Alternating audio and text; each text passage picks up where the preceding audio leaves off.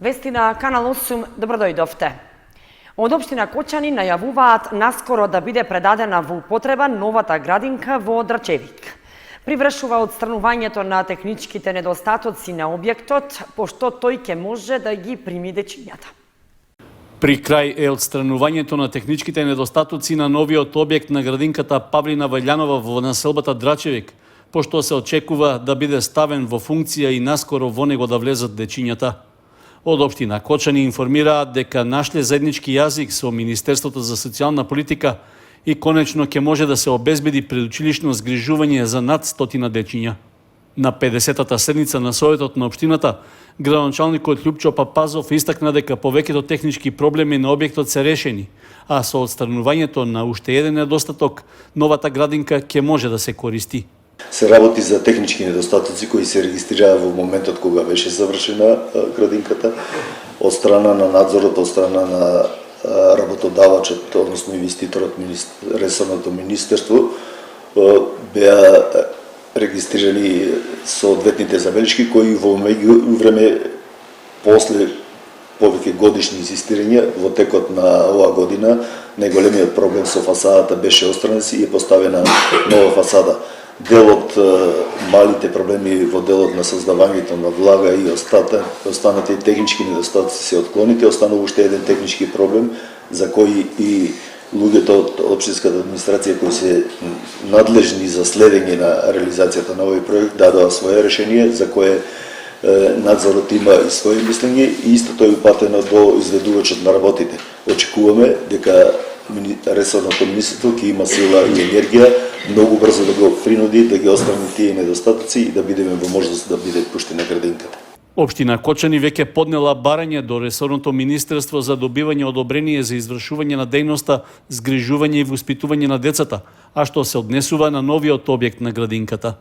Барањето го поднесуваме по втор пат. Првиот пат бевме одбиени заради тоа што имаше технички недостатоци и не беа исполнети условите. Сега очекуваме позитивен одговор после исполнувањето на или отстранувањето на единствениот недостаток кој е пречка за добивање на такво одобрение. Новата градинка во населбата Драчевик почна се гради пред околу 4,5 години во рамки на проектот за подобрување на социјалните услуги, што го реализираше тогашното Министерство за труд и социјална политика, а со финансиска поддршка од Светска банка. За изградбата на објектот, општина Кочани доби грант од околу 1 милион евра, а имаше и собствено учество во подготвителните работи. Капацитетот на градинката е проектиран за 110 деца, со 6 занимални на 2 нивоа со вкупна површина од 995 квадратни метри. Станува збор за современ, компактен објект од отворен тип, со можност за поширока комуникација меѓу децата и за поттикнување на нивната креативност.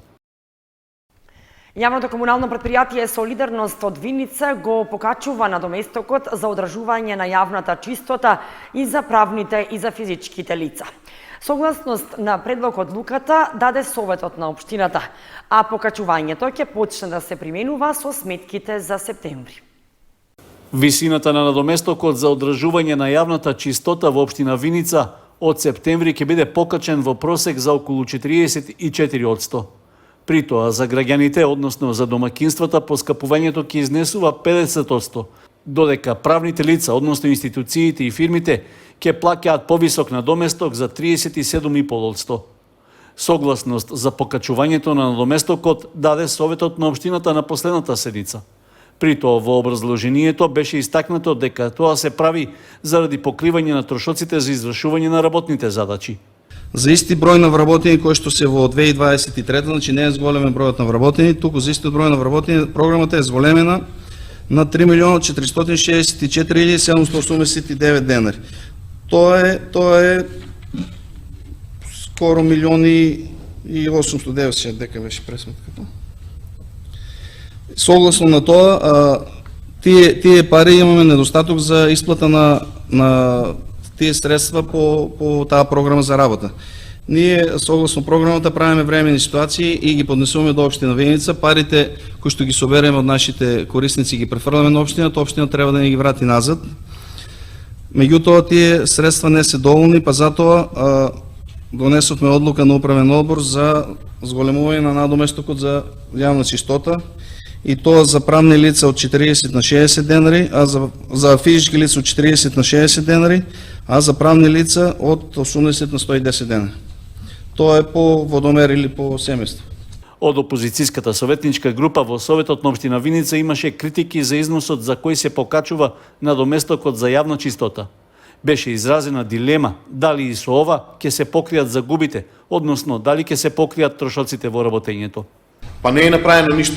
Нити е поскапено транспорт, нити се введени нови услуги, нити се поскапени за 100% некои услуги кои што ги давате, нити повторно покачување. Од 100 денара беше транспортот за населените места, на 150 го качите, сега 160, сега па тука 40% имаме покачување за јавна чистота, дополнително се воведе услуга за зеленило. Значи, најлесно е така се најлесно решаваат работите. Ама не е тоа. Ако е било така, како што спомнах и претходните директори кои што беа од друга политичка провиненција, ќе се го решили тај начин на начинот кој што го решавате вие. Не е тоа начин. Работата е окей, да разбереме за некои зголемување на трошкови, проблеми со непослушно на вработени, комуналното од секогаш важи за една од најнапуштените институции у дело на дисциплина, работа и така натаму. Меѓутоа, па не може секоја година, ако имаше у септември месец ќе даде предлог за покачување. Ја ви тврдам дека нема да дадете предлог за покачување. И сега, ако вака изгледа, големо е покачувањето. 40 и 50% е големо покачувањето. Од 40 денара на 60 денара не е малку. Не е малку ни 7% за ѓубрето. И повторно ве прашам, дали мислите дека вие со тие калкулации ќе биде решен проблемот? Тука е поентата на целиот проблем. Со 8 гласа за и 1 советник кој се иззема од гласањето, предлог одлуката за покачувањето на надоместокот за одржување на јавната чистота доби согласност. Со тоа престанува да важи одлуката за истата намена, што Советот ја има донесено уште во април 2010 година.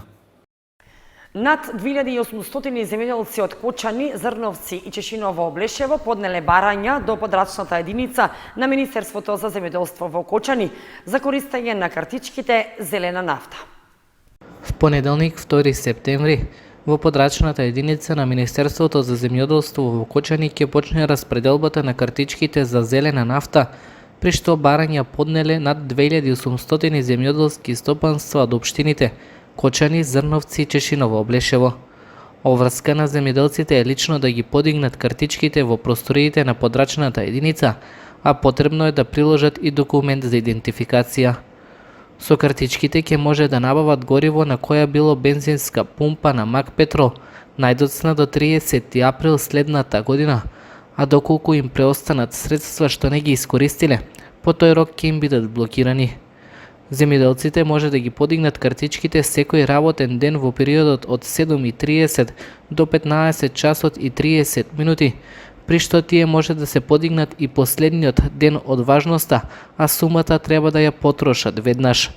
Истакна Драголюб Никовски, раководител на подрачната единица за земјоделство во Кочани. За да може да ја добијат финансиската подршка за дизел гориво, услов е земјоделците да ги имат платено врските за воден надомест кон акционерското друштво водостопанство. Од Агенцијата за финансиска подршка во земјоделството и руралниот развој информираа дека на територијата на државата изработени се вкупно 44.704 картички со вредност од 493.282.867 денари. Мерката за зелена нафта за прв пат беше воведена во 2019 година. Информација од полицискиот билтен. Државјанин на Египет ја ограбил партнерката од Кочани, а во Виница било пожарено патничко возило Ауди. Немирно деноноќе имале вработените во полициската станица Кочани и Виница. Имено секторот за внатрешни работи Штип поднесе кривична пријава против 41 годишниот СМА, државјанин на Египет, со живеалиште во Италија, Торино, поради постоење основи на настанение за сторено кривично дело кражба. На 26 август пријавениот во хотел порасправија со својата партнерка од Кочани и одзел пари, мобилен телефон и клуч од патничко возило БМВ. Во одделението за внатрешни работи Виница пак 36 годишниот МГ од Виница пријавил дека било опожарено неговото патничко возило Ауди со винички регистарски ознаки. Пожарот бил изгаснат од територијалната противпожарна единица од Виница, а повредени лица нема. За случајот бил известен и јавен обвинител и се преземаат мерки за расчистување на настанот. И за крај информацијата од спортот. Продолжуваат напеварите од втората македонска фудбалска лига. Викендов фудбалерите на Осогово ќе гостуваат во Гевгелија против екипата на Кожув. В недела се играат надпреварите од третото коло во втората македонска фудбалска лига. Осогово силите ќе ги одмери со екипата Кожув, а дуелот е закажан за во 16 часот на градскиот стадион во Гевгелија. По одиграните две кола на домашен терен, жолтосините се наоѓаат на 11-тото место на табелата со освоен 1 бод, а противничката екипа Кожув е сместена на 4-тото место со 4 бода. Есенскиот дел од надпреварувачката 2024-2025 година жетварите ја стартуваа со пораз од 1:2 од екипата на Вардар од Неготино, а во второто коло одиграа нерешено со фудбалерите на Скопје, односно со резултат од 1:1. Кожув пак, втората македонска фудбалска лига ја почна со нерешен резултат од 2:2 со екипата Каменица Саса, додека во второто коло извојува победа над Вардарски со 3:1.